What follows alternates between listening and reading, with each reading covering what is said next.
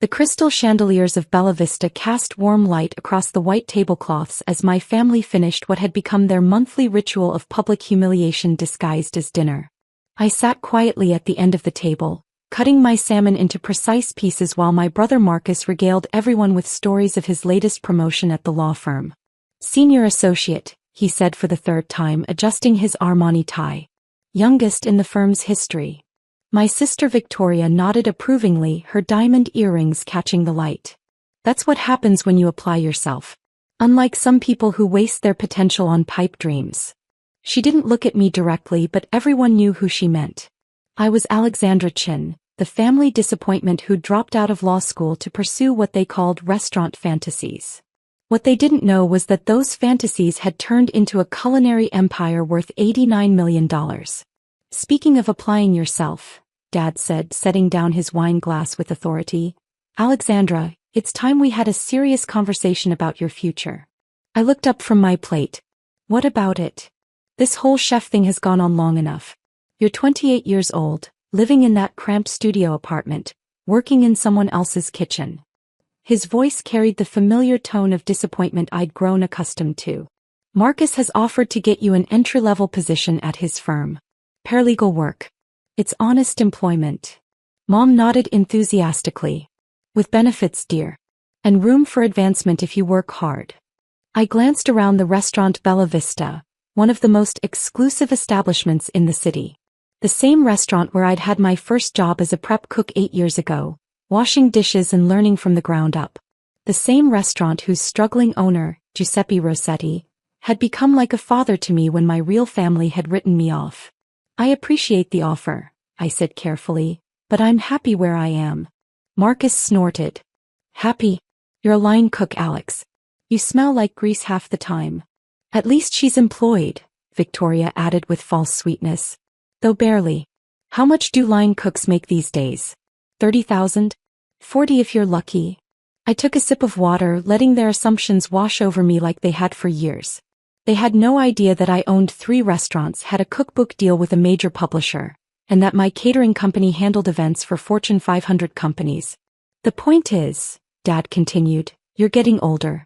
Soon you'll want to settle down, maybe start a family. You can't do that on a cook's salary." "Your father's right," Mom said gently. "We just want what's best for you, sweetheart. We want you to have security, stability. A real career. A real career." I almost laughed. Last month, Food and Wine magazine had featured me as one of the rising stars of American cuisine. My restaurants had waiting lists 3 months long. But to my family, I was still the girl who'd thrown away her law school scholarship to play with food.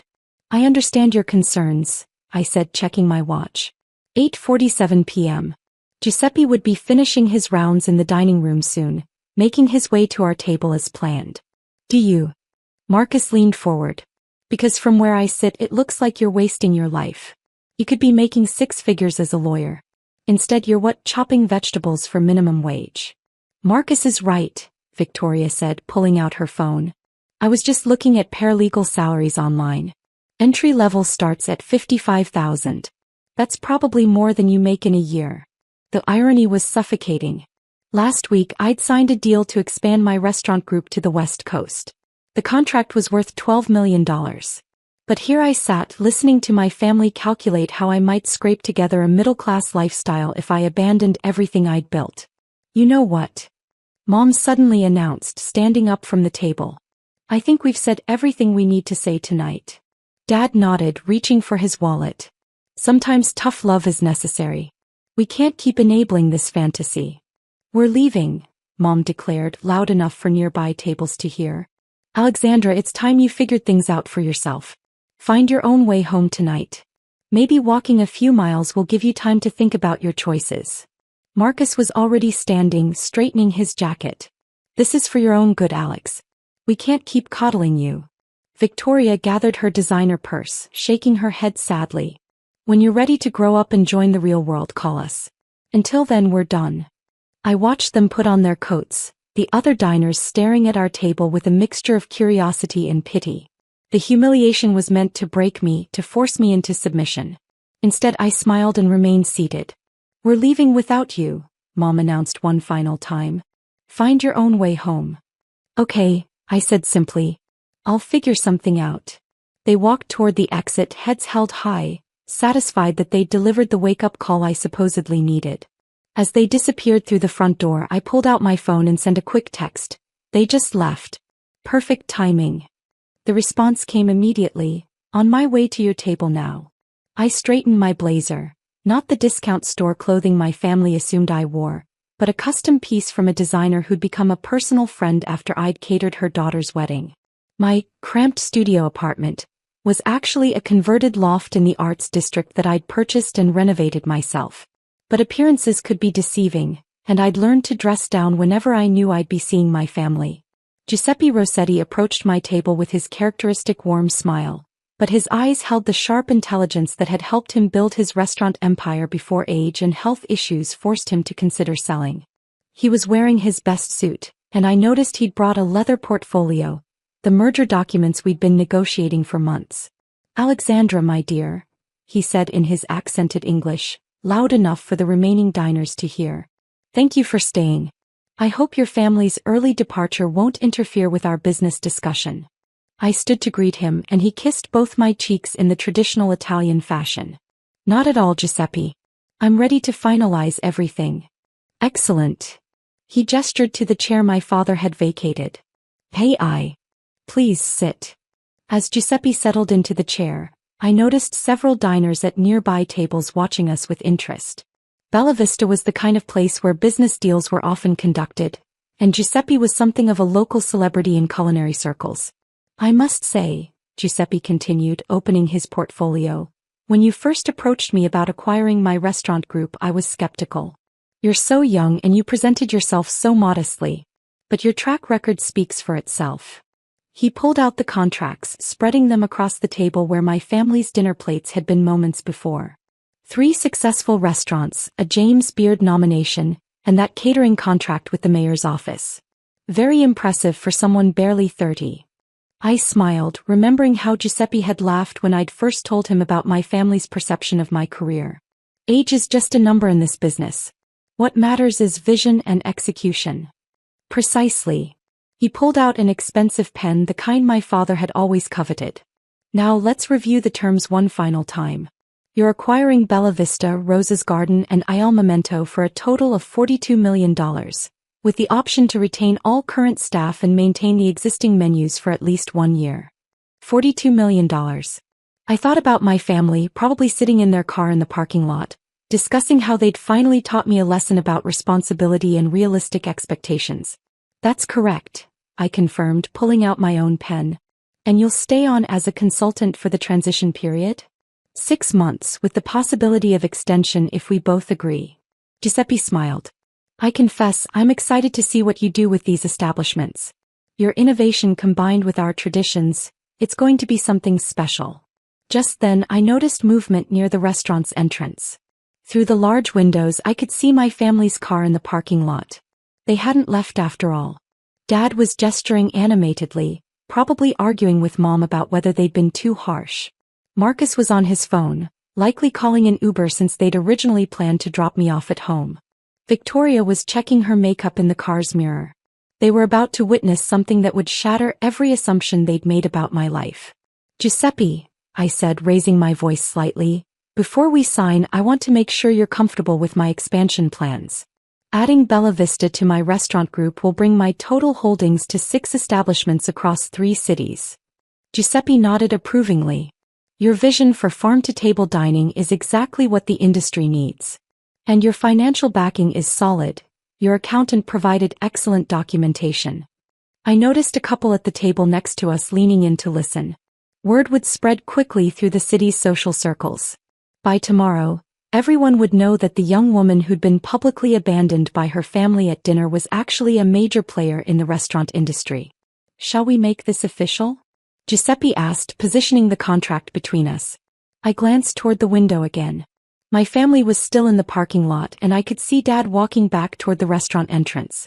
Probably coming back to rescue me, to offer me a ride home in exchange for a promise to consider Marcus's job offer. Perfect timing. I signed my name with a flourish on the signature line, then handed the pen to Giuseppe. He signed with equal ceremony, then stood and extended his hand. Congratulations, Alexandra. You are now the owner of 4 of the city's finest restaurants. We shook hands just as Dad pushed through the front door, followed by the rest of my family.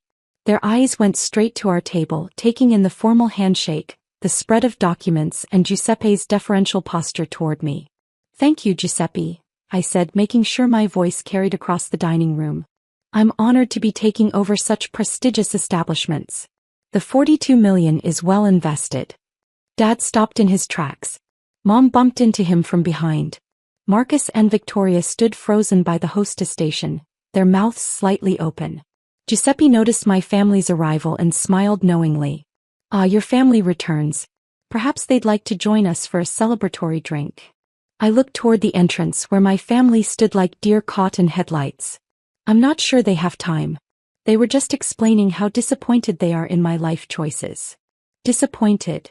Giuseppe's eyebrows rose in theatrical surprise. In one of the most successful young restaurateurs in the country? How curious. The hostess approached my parents uncertainly. Excuse me, do you need a table? No, Dad managed to say, his voice hoarse. We were just leaving. But he didn't move. None of them moved. They stood there, processing what they'd just witnessed, trying to reconcile the struggling line cook they'd abandoned at dinner with the woman who'd just purchased 4 restaurants for more money than they'd see in their lifetimes. Giuseppe began gathering the contracts.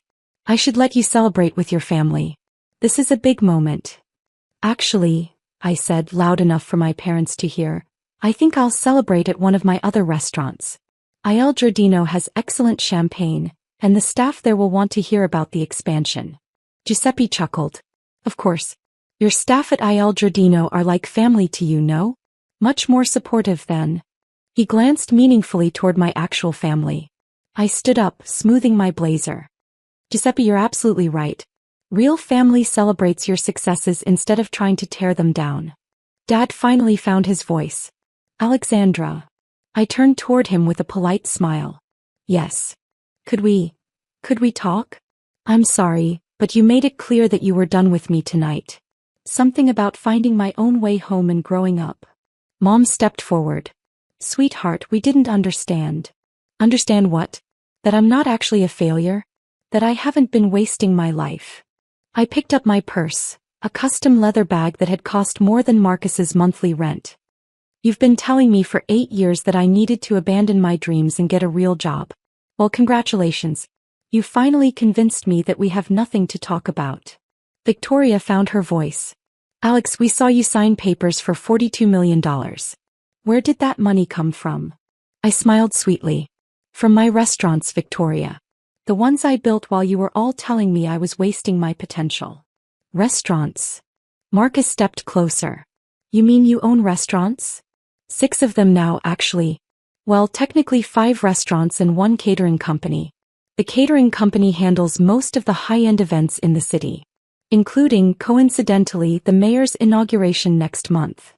The color drained from Dad's face. But you're a line cook. I was a line cook, 8 years ago, when I was learning the business from the ground up instead of sitting in a classroom studying theory. I slung my purse over my shoulder. Since then, I've been rather busy building an empire. Giuseppe stood up, extending his hand one final time. Alexandra, it has been a pleasure doing business with you. I look forward to watching you transform my restaurants. Thank you, Giuseppe. I'll take good care of them. As he walked away, my family slowly approached the table, their earlier confidence completely evaporated. Alexandra, Dad said quietly, we need to talk about this. Do we? Because 20 minutes ago you told me I was wasting my life. You said I needed to grow up and join the real world. You left me here alone because you thought I needed to learn a lesson about responsibility. We didn't know, Mom whispered. Didn't know what? That I might actually be successful? That I might have built something meaningful? Or didn't know because you never bothered to ask? Marcus cleared his throat. Alex, how long have you been? I mean, when did you start owning restaurants? I bought my first restaurant 3 years ago. A small Italian place that was about to close. I renovated it, rebuilt the menu, and turned it into the most popular spot in Little Italy. 3 years ago? Victoria's voice was hollow. But we've been treating you like a failure. like someone who needed your pity and your intervention. I looked around the table at their stunned faces. Do you know what the hardest part was? Not building the business. That was actually fun. The hardest part was listening to my own family tell me I was worthless while I was succeeding beyond anything any of you have accomplished. Dad sank into his chair. Why didn't you tell us? Because I wanted to see who you really were. I wanted to know if you'd love and support me even when you thought I had nothing to offer you. And? Mom asked, though she clearly already knew the answer. And I learned that your love is conditional. When you thought I was poor, you pitied me. When you thought I was struggling, you looked down on me. Tonight, when you thought abandoning me at dinner would teach me a lesson, you did it without hesitation. The silence stretched between us, heavy with years of misunderstanding and missed opportunities. But now that you know I'm wealthy, I continued, suddenly you want to talk. Suddenly you're interested in my life. Suddenly I'm worth your time. Marcus shifted uncomfortably. That's not fair. Isn't it? 5 minutes ago you were offering me a job as a paralegal because you thought I needed saving. Now you're probably wondering if I might invest in your law firm. His face reddened, confirming my suspicion. Alexandra, Dad tried again. We're sorry. We made assumptions. We were wrong. Yes, you were. But the damage is done. I stood up. I spent 8 years building something incredible while my own family told me I was failing. Do you have any idea how that feels? We can fix this, Mom said desperately. We can start over. I looked at each of them in turn, Dad with his deflated authority, Mom with her desperate need to repair things, Marcus with his wounded pride, and Victoria with her calculating expression as she probably tried to figure out how to benefit from this revelation. You know what? You're right. We can start over. I pulled out my phone. Hi, James. It's Alexandra. Could you bring the car around to Bella Vista? Yes, I'm ready to leave. Who's James? Victoria asked. My driver. I don't actually need to find my own way home. I haven't taken public transportation in 3 years. A sleek black Mercedes pulled up to the restaurant's entrance within minutes. Through the window I could see James getting out to open the passenger door. That's my ride, I said, gathering my things. Wait, Dad called out. What happens now? Where do we go from here? I paused at the table, looking down at the 4 people who had raised me, shaped me, and ultimately underestimated me so completely that they'd driven me away from their lives. Now you figure out how to live with the fact that you abandoned your daughter at the moment of her greatest triumph. You left me here tonight thinking you were teaching me a lesson about failure. Instead, you taught me a lesson about who my real family is. We are your real family, Mom protested. Real family celebrates your successes. Real family asks about your dreams. Real family doesn't leave you alone in a restaurant because they're embarrassed by your life choices. I headed toward the door. Giuseppe's staff has been more supportive of my career than any of you have ever been. James held the car door open as I approached. Good evening, Miss Chin. How did the meeting go? Very well, James. Giuseppe's restaurants are officially part of our group now. Congratulations, miss. Shall we head to Il Giardino to share the news with the team? Perfect idea. As I settled into the leather seats of my Mercedes, I could see my family through the restaurant windows, still standing around the table where I'd just signed the biggest deal of my career. They looked lost, confused, and for the first time in years they looked small. My phone buzzed with a text from Giuseppe. Thank you for choosing Bella Vista for tonight's revelation. Your family's reaction was educational. Welcome to the family business, my dear. I smiled and typed back. Thank you for everything, Giuseppe. See you Monday to start the transition. As James pulled away from the restaurant, I watched my family's figures grow smaller in the distance. Part of me felt sad for them. They'd missed out on years of celebration, pride, and shared joy because they couldn't see past their own expectations. But mostly I felt free. Free from the weight of their disappointment. Free from their limiting beliefs about my potential. Free from the need to prove myself to people who had already decided I wasn't worth their respect. Tomorrow I would start integrating Giuseppe's restaurants into my growing empire. I would continue building something meaningful, something that brought joy to thousands of people every week. I would keep pursuing my passion, surrounded by people who believed in my vision.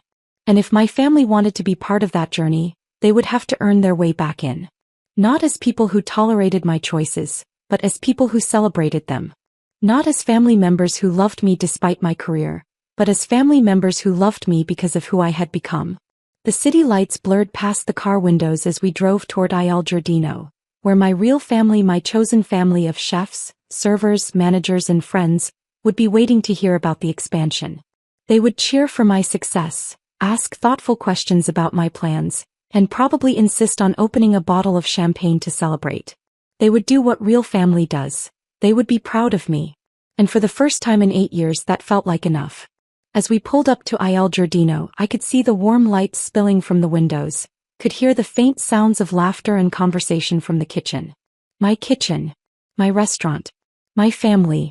I stepped out of the car and walked toward the door, leaving behind the people who had tried to make me smaller and walking toward the people who helped me grow larger. Sometimes the best revenge isn't proving people wrong. Sometimes it's simply proving yourself right and letting them live with the consequences of their choices. And sometimes, just sometimes, the family you choose is so much better than the family you're born with that you wonder why it took you so long to realize the difference. The door chimed as I entered Il Giardino, and my staff looked up with genuine smiles of welcome.